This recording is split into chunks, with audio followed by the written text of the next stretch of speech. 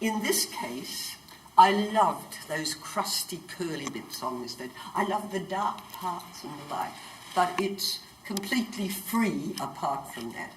I designed the other curlicues, and these were padded in place on the heavy base before I put the lame on top.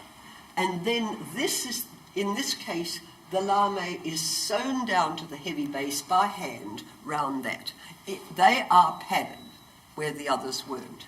And the palette of that, this is a far more sophisticated palette. And in this case, I had to cut and draw patterns to fit in with this. I'd cut a piece like that out of paper and pin it in place. I'd put paper up against this with my fingernail, draw where I wanted on the paper, cut that out. I'd pin on a whole section of paper and I'd work on that area, and so I built it up, and the colour scheme. But it is a far more complex piece than the others. I could say that anyone could do those. This is a bit more sophistication into it. For my 60th birthday, I was taken to El Questro in the Kimberley area. The Kimberley area ranges from the border with Northern Territory in the outback to the ocean in Western Australia. And this area is 1 million acres, and we stayed in the honeymoon suite, though we were married many years, and we looked out over the Kimberley with these wonderful rainbow bee-eaters, and we took walks up the gorges. This was Emma Gorge. I have a quilt that I did for a commission for a couple in Western Australia that's, in your language, 5 foot by 7 foot of the end wall of Emma Gorge. You go through the gorge and suddenly you come across this beautiful pool, clear, crystal clear water, and this end wall which was magnificent. And adjacent to it, almost at right angles, is the dark side where the sun wasn't hitting. And water seeped down it over this cave and dropped into the water. And this was called Droplet Falls. So this is just curved inward slightly, and over this edge, the water. So it's got all types of yarns on top, and these droplets of Swarovski crystals on it, and quite a lot of beads or in amongst the water as well. It's been one of my hot favourite quilts, but it was recently bought, when I was in Africa, it was bought by a collector from a photograph. He invited me over to his home in February, and I took over the quilt to show him, and I left him with the rods, so he'll get it when it comes home. This is Jim Jim Falls. Now, this is in Kakadu, and we went up by raft, up the river there, and the rafts were blown up ones, so I was behind my husband, holding on to his, and he did all the paddling. And then on a little island, I took this photograph, and it is just such a magic area. There's twin falls in another piece of mine, but Jim, this was for an exhibition, and it never made the exhibition. Same daughter that's bought that one said to me, Mum, I really want to ask you something. Don't say no, talk it over with Dad, but I can't live without that quilt. So she bought that one.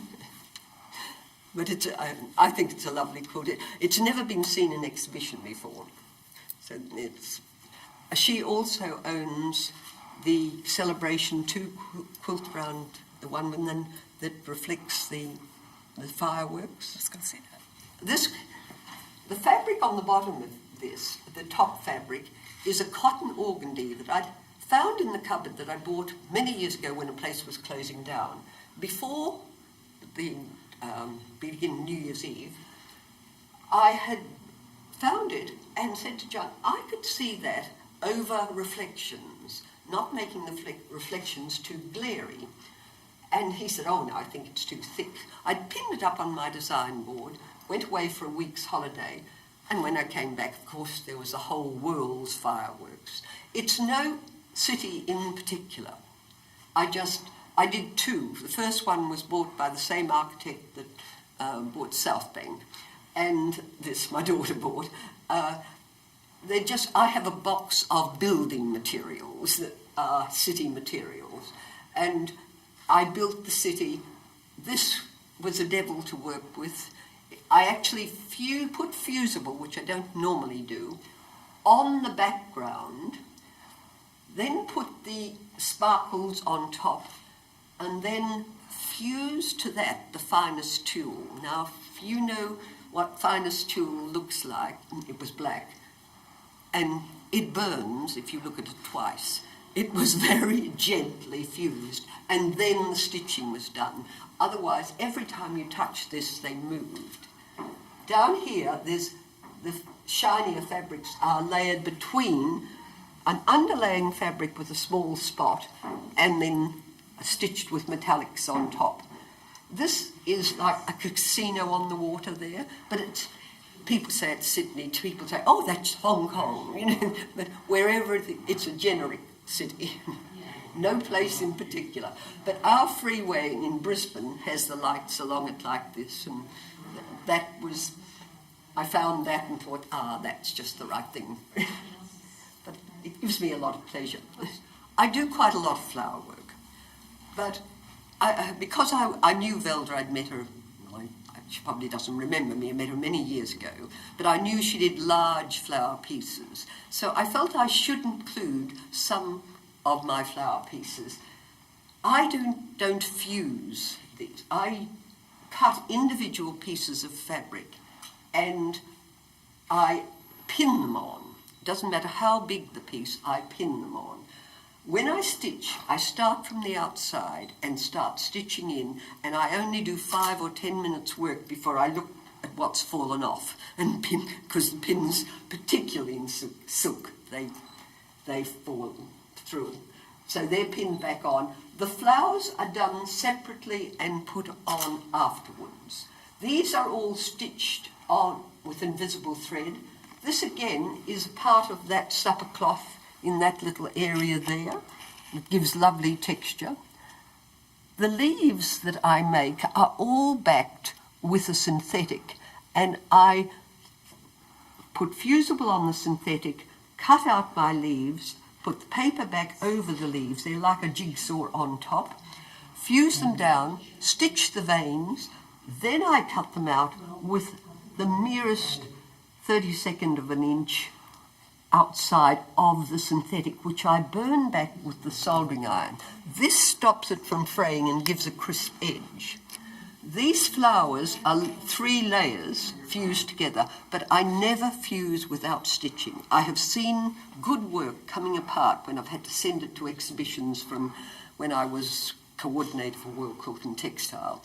So I always stitch, and I stitch with clear, invisible thread. They're stitched, and there's a lot of hand stitching in that one. I don't like working on white, so I dye the heavy base. Now this was just dyed with greens and yellows, and I put the path in. I wanted to see if it would work from a distance, if you could see that path working, going round the bend and disappearing into the trees. If it hadn't worked, I would have covered it over with more. Didn't matter. But if you look between the rocks on the path, you'll see some background.